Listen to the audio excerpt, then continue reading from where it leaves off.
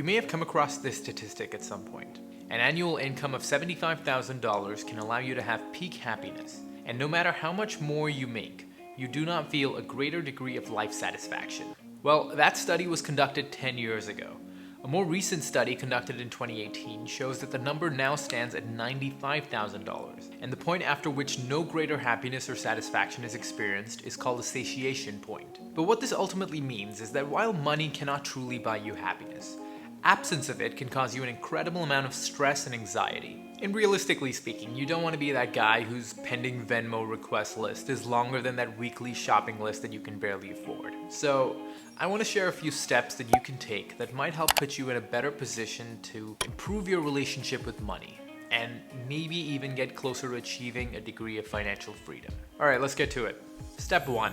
Pay off debt. This is a big one because the debt that you pile on through things like student loans and car payments can be like a crick in your neck that you can't seem to crack.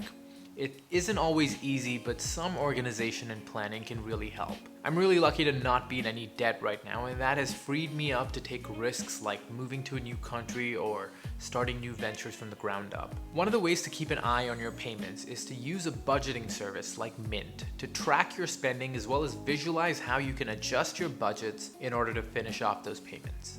Step 2.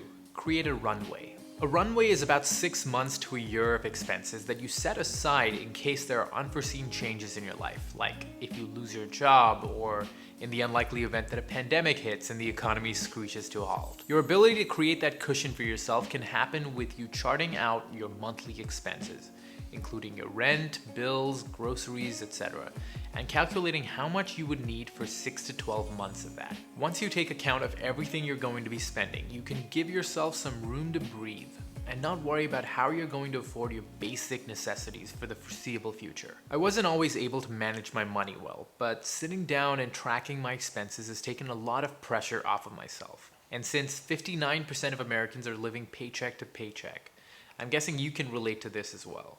Step 3. Set up a retirement account. Alright, I know how it is. You've heard people throw out terms like 401k and Roth and target date fund, and it just makes your head spin. The truth is that saving a little bit every year and putting it towards your retirement can go a long way towards a comfortable future. But you may not know how to start with this, so let me just say 2 things.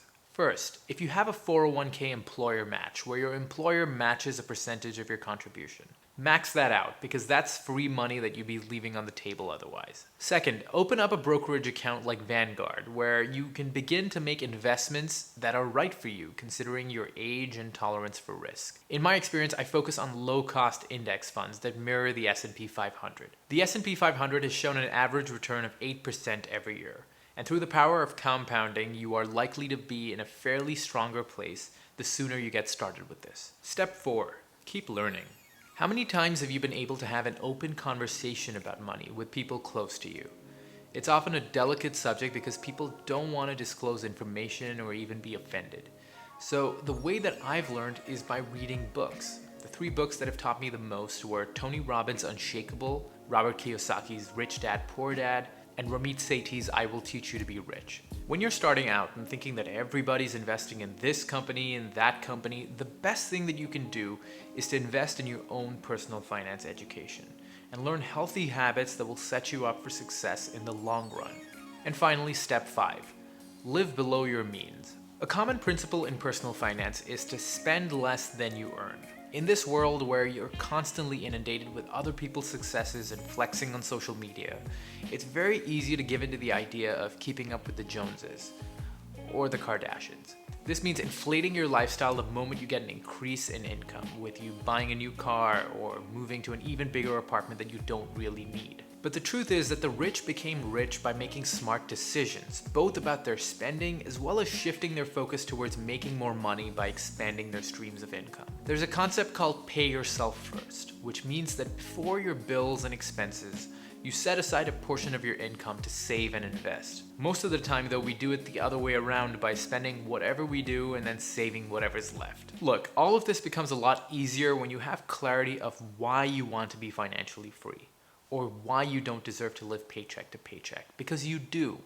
And when you understand why you deserve more, you become much more willing to take the risks and sacrifices that are sometimes necessary in order to live the life that you want. Let me know in the comments below what your greatest resource of personal finance has been, or what you struggle with the most. I'm hoping that we can become a little bit more open about the challenges that we face, which is ultimately the first step towards becoming better. If you like this video and want to hear more about financial literacy and where our education systems stand with all of this, I was on a podcast recently called Adolescent Anecdotes. That discussion was a total blast, and there's a lot of great stuff in there. So I'll link that in the description below. Definitely check that out. Real assets, real valuable assets that can change your life take time. A lot of us want to have financial independence. We want to have freedom that requires us to be able to live the life that we want.